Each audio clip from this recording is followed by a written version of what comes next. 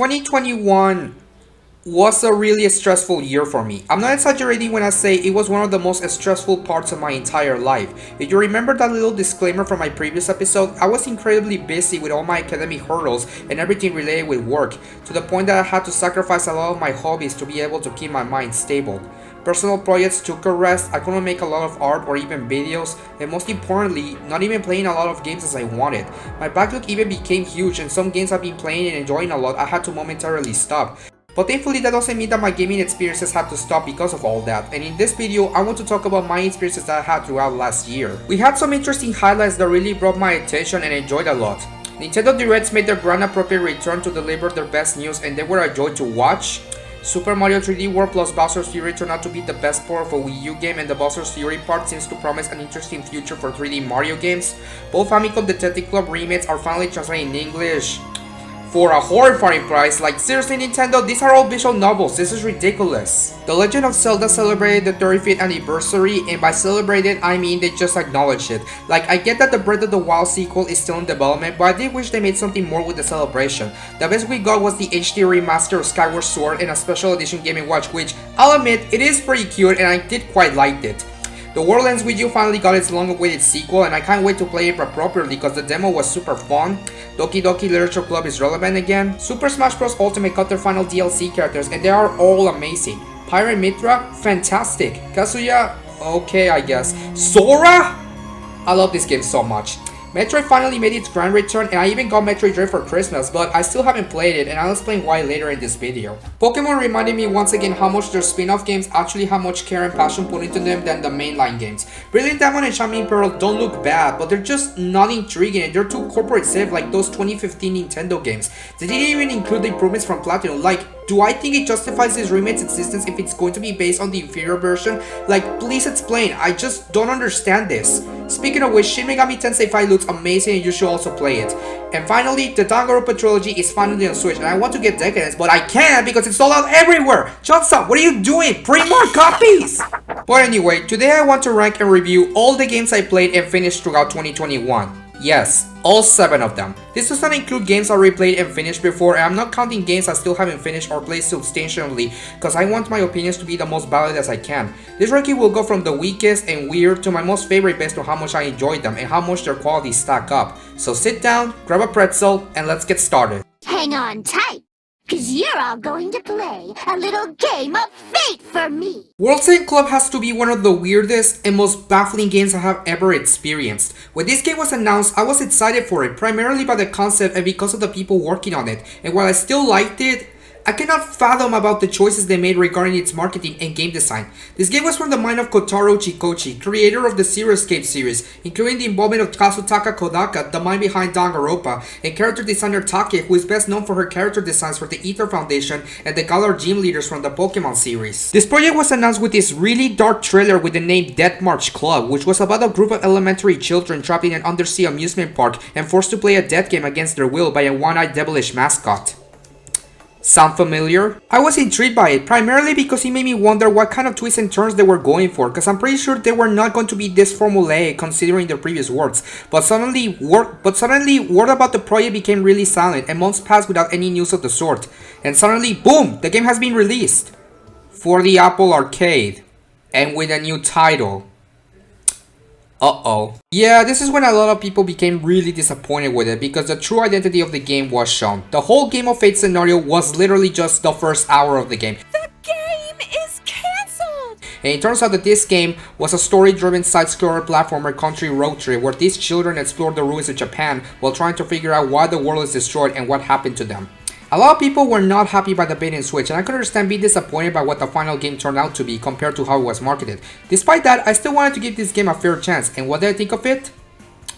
It was okay. The best aspect of this game was definitely the story and 90% of the characters. There was some cringy dialogue at parts, but I almost kind of forgave it because I needed to remind myself that these are elementary school children. But thankfully, these characters have a lot of growth and became endearing to know more about them. This game being an Uchikochi game, there is a lot of plot twists and turns at every corner of the story, but honestly, they were really predictable if you paid the minimum attention at all. But there were some really neat surprises with very good execution, and when some scenes get emotional, they really get emotional and endearing. Thankfully, I was never bored and the story did get interesting at points. points. But the gameplay, on the other hand, is possibly one of the most mediocre parts I've ever seen from a video game. This game is separated in story and ad segments, and the ad ones are the platformer segments, and honestly, these are some of the most simple and kinda uninspired parts of the game. The jump is clunky, the powers of the children only you get to use them at most 2 levels throughout the game, puzzles are something that even a 5-year-old can easily figure out, and here I am thinking, if the gameplay was going to be this simple or even treated as an afterthought, why couldn't you just make it a full visual novel? But the 2 final bosses were a joy to play through. In fact, the whole endgame is actually pretty enjoyable, and I wish the rest of the game was more like it. Overall, I'm personally glad I played it, but some of the game design choices made it one of the weakest games I have ever played in my life, and if you're interested in it, just might as well just watch a cutscene compilation and pretend it's a visual novel. You're not really missing out gameplay wise. This is a game I could make a full video on because there is a lot I need to talk about, but let me know if it's something you might be interested in hearing about later on. Also, to answer your questions, Pochi and Ioro were the best characters, Mochan was the worst, and PLP was honestly such a fun villain. I'm glad that fanart I made months ago is still relevant to my feelings to the characters, so consider this a good positive for me. Yahtzee! Remember when Nintendo used to make casual games for their consoles that took advantage of a device's features? Nice in! Oui. Even though I have become more of a hardcore gamer than I was before, I still wanted Nintendo to make these casual experiences for the Switch, especially if I wanted to blow my system in family conversations once in a while. And last year, I got what I needed and bought it a year later. Clubhouse Games 51 Worldwide Classics was the sequel to the obscure DS title that basically includes a collection of classic board games and card games from around the world, including variety games like bowling and darts to experiment the features of the system. Basically, it was Nintendo's little excuse to bring back some of the classic casual games you expect to see from the Wii era of games and bring it to the casual Switch audience. I decided to buy it this year because I wanted an excuse to play some casual games on my Switch along with my family, and thankfully it was all worth it. My father and I played a lot of games here for Christmas and New Year's Eve, including lots of rounds of jack dice, fishing, bowling, darts, billiards, and the biggest surprise of all, toy curling. We actually had a blast trying out most of the games, and it was a joy throughout, and it made this Christmas the most enjoyable considering our situation. This game also has some of the best online functionality on the Switch game, letting you play with your friends and others around the globe and enjoy some relaxing games with almost no issues of connections. So yeah, that's pretty much it. It's Clubhouse Games. If you love games like Wii Sports or some of the casual relaxing games that Nintendo used to make on the Wii, you should definitely get it. It's a game that you can easily pick up and enjoy some relaxing playtime with your family. Seriously though, Jack Dice alone was so addicting for me and my dad, it's unbelievable. Zochoten! Asura! Arsene! Genbu! Suzaku! When Persona 5 Strikers was originally announced, I wasn't very excited about it. Even though I really like Haro Warriors, the Musou type of games weren't exactly my cup of tea, because at times the gameplay could have felt really repetitive or sometimes destroy my visibility with those huge frame drops. And also because I was kinda worried that this game was just gonna be another fan service Persona spin-off like the dancing games, where a new story and themes are just secondary and just focus on prioritizing fan service that sometimes can be great, but sometimes really derivative and sometimes character breaking. But then the trailer started coming and my attention and stance on it changed over time, because it showed what this game was actually about and I was pleasantly surprised by the end result. Strikers in essence is not really a Musou game with a Persona code, but it's instead a Persona game with a Musou code. This is a sleek and stylish action RPG that keeps the staples of what makes Persona combat extremely enjoyable but adapts it to Musou standards to a certain extent. Unlike other Musou games where I honestly feel that you just button mash combos to cheese throughout enemies, in this one there's a lot of strategy and carefulness that makes the battles a lot more varied, and each of the characters you control are a blast, with each with its own unique moveset to help defeat the hordes of enemies throughout each of the jails. While this game lacks some of the Persona staples like social links or having less options for Persona fusions, it is still a great fulfilling package. Despite the title, this is indeed a really respectful direct sequel to Persona 5. The returning Phantom Thieves are a joy to watch again with their lovable personalities, and they also gain some good development thanks to their confrontations with the Monarchs, and that's the best thing. Compared to other Persona spin-offs that just basically makes the characters act like one-dimensional stereotypes, in this one, these are the same developed deeds as we have known from the original and have some great moments of characterization. Although I think Ryuji talks about ramen too much in this game, but to be fair, I'd rather listen to his ramen conversations instead of any line of dialogue Mochan spouts in Worlds and Club. The new villains were interesting and actually had some good backstory to them compared to the pure evilish palace rulers from the original game, and the new characters are fantastic additions to the cast who had some of my favorite moments in the entire series. And the story has some predictable twists, but they're all organic and work well with the themes of the narrative, and honestly, I can't think of anything wrong with this game. Oh... yeah, I should probably talk about that for a bit. The only thing I hated about this game was the Kyoto hot spring scene. Like, why? What was the purpose of this? It's not funny, the boys did not do anything wrong. Why are the girls acting uncharacteristically bad in this scenario? It's just... no! I don't understand why Japan likes these kinds of scenes. They're not funny, they don't have a purpose at all, especially when no one has done anything wrong. And the worst part is that it's put between scenes where heavily... And the worst part is that it's put between scenes where heavy suspenseful scenes are being played out to the point that I'm having total whiplash. It's horrendous. Okay, but aside from that abomination of a scene, this game was a joy to play through. The story has some great highs, the music is fantastic as always, the gameplay is challenging but manageable. Honestly, this is my favorite of any Musou type of games, and I wouldn't mind seeing this type of game expanded again in the future. If you love the original Persona 5 and Royal, give this game a chance. It's a great time. Metroid. When Metroid Dread was announced, I was a bit excited. Metroid Dread, of course! I thought you were dead! Oh my god, they're actually doing it! That was a great day. I can definitely say that Metroid is a franchise I respect a lot. It is a groundbreak of its own genre, but for some reason, I never did give myself the chance to try out the series before. Either because of the belief of not being my thing, or because of my fear of myself involving in the more competitive nature of bragging, kinda like Pokemon. But as a good friend of mine told me, you don't have to worry about how people perceive you. You like what you like and you have the liberty of trying what you want. And what I wanted is to expand my taste and repertoire.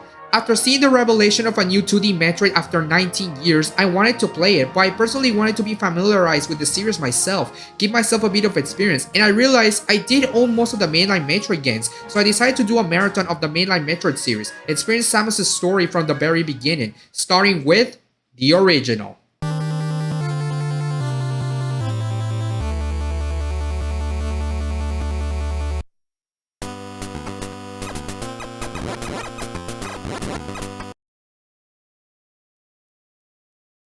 Way too hard! Okay, I'm just exaggerating. Look, the NES version is a classic, but even I can tell it's a bit archaic and a bit outdated for more story-driven purposes. I mean, this one has broken English. I'll fully play the original one day, but for this time, I wanted to start well with the Game Boy Advance remake, Metroid Zero Mission. And let me tell you, I'm in. I loved it. I love the genre now. I can definitely say this is possibly the best starting point for anyone who wants to get into Metroid. It is based on the first game after all. Everything flows well, it's simple but also challenging, and it's really open to try out different passageways or speedruns. This is indeed a near-perfect remake that brings the original Metroid NES game and optimizes it to the standards of both Super Metroid and Metroid Fusion. There are a lot of secrets to be found, great use of non-dialogue cutscenes, and even a fantastic additional epilogue level. It was so incredibly fun to play and gave me a fantastic introduction to the world of Metroid, in which even though I was knowledgeable about it, it is perfect for any newcomer gameplay wise. I did have my frustrations like trying to learn how to Shine Spark as well as some annoyances in trying to collect some missile tanks, but it just showed that I needed to be more agile for these kinds of games. If you ask me, this is the definitive way to experience Metroid 1. If you own a Game Boy Advance or a Wii U, get this game and give it a try. Heck, if you beat it, you can also unlock the original NES game. It's a fantastic package for its time. Only getting the original cartridge was a lot easier. And yeah, after this and my childhood memories of Kirby and the Amazing Mirror, I'm willing to try out more interesting Metroidvanias. Like...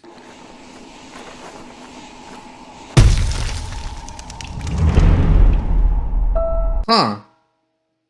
Maybe one day. Chapter 2, baby! Yeah! Deltarune Chapter 2 is a masterpiece, let's talk about it. Deltarune has always been an interesting subject for me in recent years. I played Chapter 1 back when it was released, and unlike a lot of people, I actually really enjoyed it to the point that I actually prefer it over Undertale in certain aspects.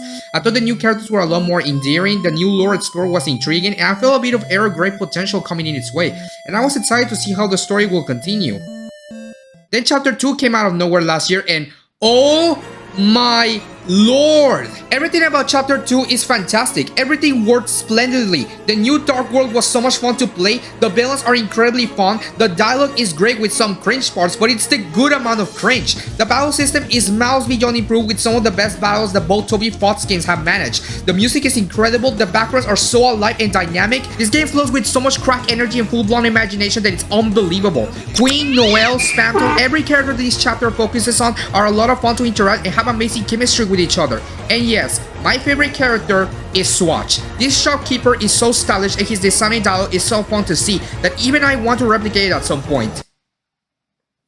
I'm wearing this for the rest of the video, you guys don't mind. But yeah, I love all the characters, although Burley was kind of annoying for me at times and I don't like his guts. But unlike any internet personality who for some reason wants to see fictional characters die for no reason just because they dislike them, I don't wish for his death. Not at all. The normal route is a lot of fun, but the Snowgrave route? Holy mother of mercy. If you thought the genocide route from Undertale was dark, this one is a new level of uncomfortable and it's mind-blowing. But I'm definitely not doing it because my heart is too weak to even attempt it. I thought I already liked Deltarune with chapter 1 alone, but my god, this chapter elevated my enjoyment to a whole new level. And yes, I love it now more than Undertale at this point. And because of all the points I gave, this whole future complete game has the potential of subverting expectations in new unexpected ways that any mainstream AAA game won't even try to accomplish. But you're probably asking, why is it at number 3? Well, it's just because it wouldn't feel fair to put it higher than other complete games that had lots of hours of enjoyment and fun compared to this at most 6-hour long demo. But don't get me wrong, this is easily my favorite experience I had during this stressful year, and I wouldn't trade for it one bit. The ending alone makes me put my brain on theory mode, and honestly, I feel the game will not go as people are believing it will go, and I can't wait to see what kind of strange scenarios are we going to deal with. Just please play Deltarune. It's literally free right now. You have no excuse. One of the biggest surprises that the gaming industry has given us that actually made me feel excited more than ever was that Neo The World Ends With You was going to be released very soon. And also the fact that the Greatest Attorney duology was getting an English localization. And the craziest part is that both were releasing on the same day. This was a life or death situation where I had to pick which one I should play throughout the year because, you know, I'm not rich and I need to save for other stuff.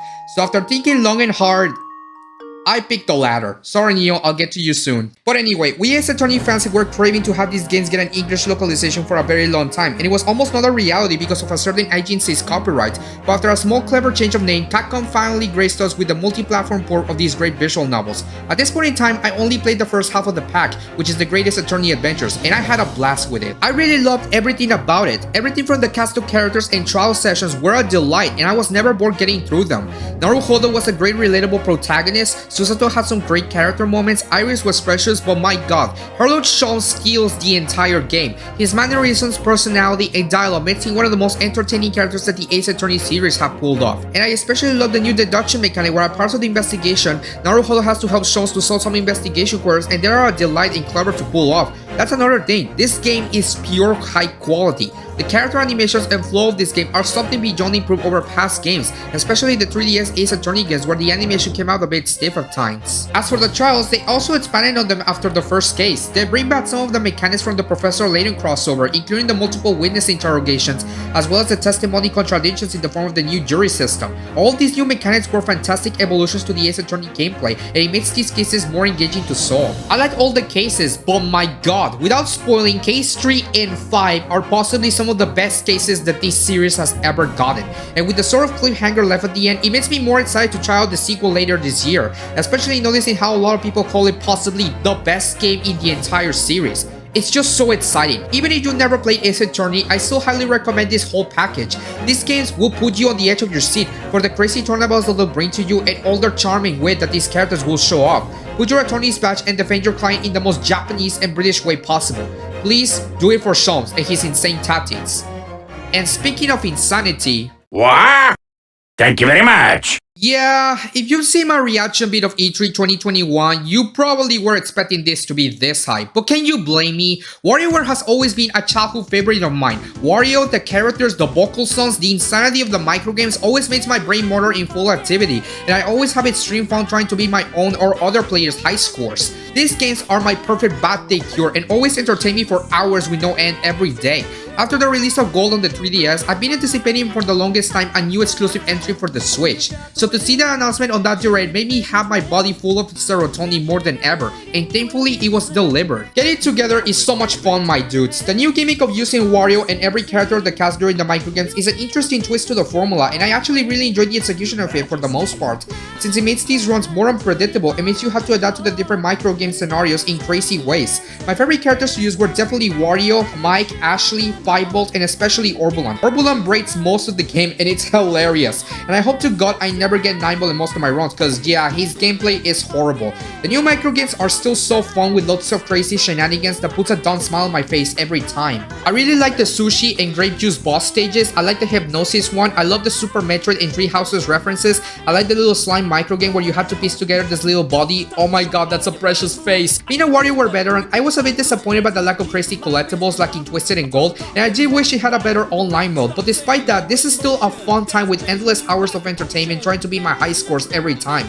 I still haven't tried the multiplayer mostly dead cause I need subjects, but hey, I had a fantastic time and one with the game I never get bored of picking it up every time, every day, which is why I don't mind considering this my favorite game I played in 2021.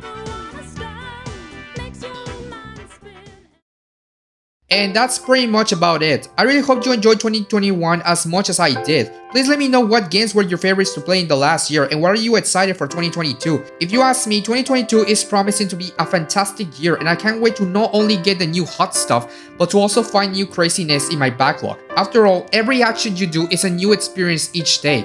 I wish you all a great year in front of us. Cheers, everybody.